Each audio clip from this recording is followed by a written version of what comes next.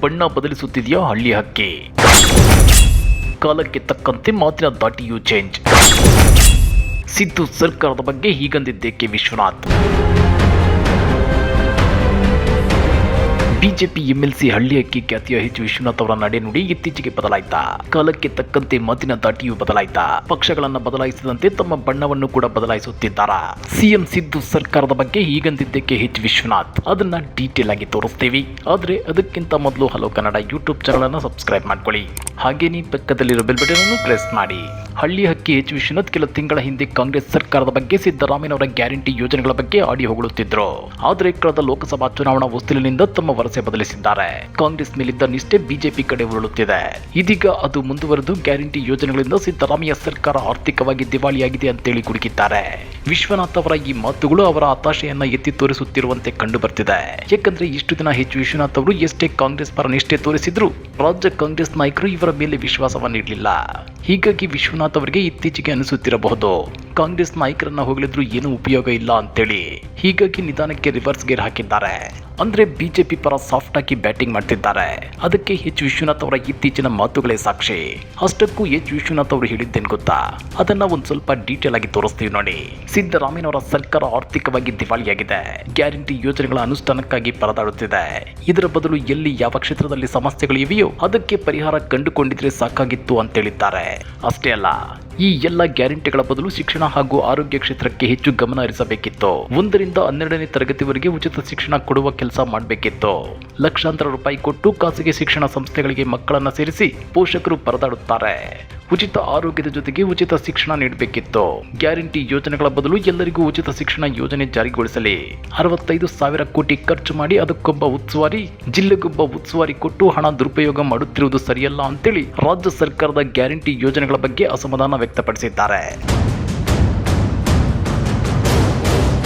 ರಾಜ್ಯದಲ್ಲಿ ಆರ್ಥಿಕ ವ್ಯವಸ್ಥೆ ಸಂಪೂರ್ಣ ದಿಕ್ಕು ತಪ್ಪಿದೆ. 14-15 ಬಾರಿ ಬಜೆಟ್ ಮಂಡಿಸಿರುವ ಮುಖ್ಯಮಂತ್ರಿಗಳು ಹಿಂದೆ ತಿರುಗಿ ನೋಡಿಲ್ಲ. ಎಸ್ಟಾಬ್ಲಿಷ್ಮೆಂಟ್ಗೆ 50%, ಡೆವಲಪ್ಮೆಂಟ್ಗೆ 50% ಅನುದಾನ ಮೀಸಲಿಡಬೇಕು. ರಾಜ್ಯದಲ್ಲಿ ಬಜೆಟ್ ಅನುದಾನ ಅನಾವಶ್ಯಕವಾಗಿ ಸೋರಿಕೆಯಾಗುತ್ತಿದೆ. ಇಲಾಖೆಗಳಲ್ಲಿ ಹಣ ದಿಕ್ಕಾಪಾಲಾಗಿ ಪೋಲಾಗುತ್ತಿದೆ. ಎಸ್ಟಾಬ್ಲಿಷ್ಮೆಂಟ್ಗೆ 70% ಹೋಗ್ತಾ ಇದೆ, ಡೆವಲಪ್ಮೆಂಟ್ಸ್ಗೆ ಕೇವಲ 30% ಹೋಗುತ್ತಿದೆ.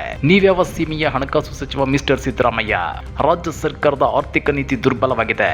ವಿವೇಚನಾ ರಹಿತವಾದ ನಿರ್ಧಾರಗಳನ್ನು ತೆಗೆದುಕೊಳ್ಳುತ್ತಿದ್ದಾರೆ ಅಂತೇಳಿ ಎಚ್ ವಿಶ್ವನಾಥ್ ರಾಜ್ಯ ಸರ್ಕಾರದ ವಿರುದ್ಧ ವಾಗ್ದಾಳಿ ನಡೆಸಿದ್ದಾರೆ. ನಿಮ್ಗೆ ಗೊತ್ತಿರಲಿ, ಕಳೆದ 7 ವರ್ಷಗಳ ಎಚ್ ವಿಶ್ವನಾಥ್ ಅವರ ಹಿಸ್ಟ್ರಿ ಕೆದಕಿ ನೋಡಿದ್ರೆ ವಿಶ್ವನಾಥ್ ಅವರ ಈ ಮಾತುಗಳ ಹಿಂದಿರೋ ಅಸಲಿ ಅರ್ಥ ಬೆಳಕಿಗೆ ಬರುತ್ತೆ. 2013ರಲ್ಲಿ ರಾಜ್ಯದಲ್ಲಿ ಸಿದ್ದರಾಮಯ್ಯನವರ ಸರ್ಕಾರ ಅಧಿಕಾರಕ್ಕೆ ಬಂದಾಗ ಎಚ್ ವಿಶ್ವನಾಥ್ ಅವರಿಗೆ ಸಿದ್ದು ಸಂಪುಟದಲ್ಲಿ ಸಚಿವ ಸ್ಥಾನ ಸಿಕ್ಕಿರಲಿಲ್ಲ. ಇದರಿಂದ ಸಿದ್ದು ವಿರುದ್ಧ ವಾಗ್ದಾಳಿ ನಡೆಸ್ತಾ ಇದ್ದ ಎಚ್ ವಿಶ್ವನಾಥ್ ಕಾಂಗ್ರೆಸ್ನಲ್ಲಿ ಕೊತ ಕುದಿಯುತ್ತಿದ್ರು. ಕೊನೆಗೆ 2017ರಲ್ಲಿ ಕಾಂಗ್ರೆಸ್ ಬಿಟ್ಟು ಜೆಡಿಎಸ್ ಪಕ್ಷ ಸೇರಿದ್ರು. ಅಷ್ಟೇ ಅಲ್ಲ, ಆ ಪಕ್ಷದ ರಾಜ್ಯಾಧ್ಯಕ್ಷರು ಕೂಡ ಆಗಿದ್ರು. 2018ರಲ್ಲಿ ಹುಣಸೂರಿನಿಂದ ಜೆಡಿಎಸ್ ಶಾಸಕರಾಗಿ ಆಯ್ಕೆಯಾಗಿ ಬಂದಿದ್ರು. ಆದ್ರೆ 2019ರಲ್ಲಿ ಆಪರೇಷನ್ ಕಮಲಕ್ಕೆ ಸಿಲುಕಿ ಬಿಜೆಪಿಗೆ ಸೇರ್ಪಡೆಯಾಗಿದ್ರು. ಆಗ ಎಚ್ ವಿಶ್ವನಾಥ್ ಅವರು ದಳಪತಿಗಳ ವಿರುದ್ಧ ಹಿಗ್ಗಾಮುಗ್ಗ ವಾಗ್ದಾಳಿ ನಡೆಸಿದ್ರು. ಆದ್ರೆ ಬಿಜೆಪಿ ಸೇರಿದ್ದ ಎಚ್ ವಿಶ್ವನಾಥ್ ಅವರು ಹುಣಸೂರು ಬೈ ಎಲೆಕ್ಷನ್ ನಲ್ಲಿ ಬಿಜೆಪಿ ಅಭ್ಯರ್ಥಿಯಾಗಿ ಸ್ಪರ್ಧಿಸಿ ಹೀನಾಯವಾಗಿ ಸೋತಿದ್ರು. ಹೀಗಿದ್ರು ಇವರನ್ನ ವಿಧಾನ ಪರಿಷತ್ಗೆ ನಾಮನಿರ್ದೇಶನ ಮಾಡಿತ್ತು ರಾಜ್ಯ ಬಿಜೆಪಿ. ಆದ್ರೆ ಹೈಕೋರ್ಟ್ ಆದೇಶದಂತೆ ಚುನಾವಣೆಯಲ್ಲಿ ಗೆದ್ದು ಬರದ ಹೊರತು ಬಿಜೆಪಿ ಸರ್ಕಾರದಲ್ಲಿ ಎಚ್ ವಿಶ್ವನಾಥ್ ಮಂತ್ರಿ ಸ್ಥಾನ ಪಡೆದುಕೊಳ್ಳಲು ಸಾಧ್ಯವಾಗಿರಲಿಲ್ಲ. ಇದರಿಂದ ಹತಾಶೆಗೊಂಡಿದ್ದ ಎಚ್ ವಿಶ್ವನಾಥ್ ಅವರು ಬಿಜೆಪಿ ಎಂಎಲ್ಸಿ ಆಗಿದ್ದುಕೊಂಡೇ ರಾಜ್ಯ ಬಿಜೆಪಿ ನಾಯಕರನ್ನ ಹಿಗ್ಗಾಮುಗ್ಗ ತರಾಟೆಗೆ ತಗೊಂಡಿದ್ರು. ಆ ಮೂಲಕ ಪರೋಕ್ಷವಾಗಿ ಕಾಂಗ್ರೆಸ್ ನಾಯಕರನ್ನ ಹೊಗಳುತ್ತಾ ಕಾಂಗ್ರೆಸ್ಗೆ ಹತ್ತಿರವಾಗಲು ಯತ್ನಿಸಿದ್ರು.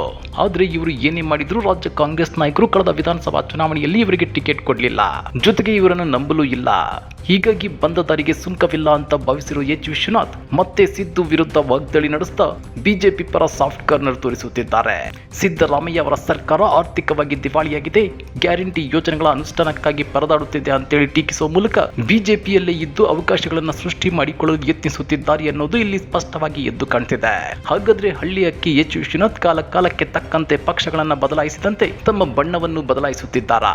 ಕಮೆಂಟ್ ಮಾಡಿ, ವಿಡಿಯೋ ಲೈಕ್ ಮಾಡಿ, ಶೇರ್ ಮಾಡಿ. ಇಂಥ ಮತ್ತಷ್ಟು ರೋಚಕ ರಾಜಕೀಯ ಸುದ್ದಿಗಳನ್ನ ಮಿಸ್ ಮಾಡದೆ ನೋಡಬೇಕು ಅಂದ್ರೆ ಹಲೋ ಕನ್ನಡ ಯೂಟ್ಯೂಬ್ ಚಾನಲ್ ಅನ್ನ ಸಬ್ಸ್ಕ್ರೈಬ್ ಮಾಡ್ಕೊಳ್ಳಿ.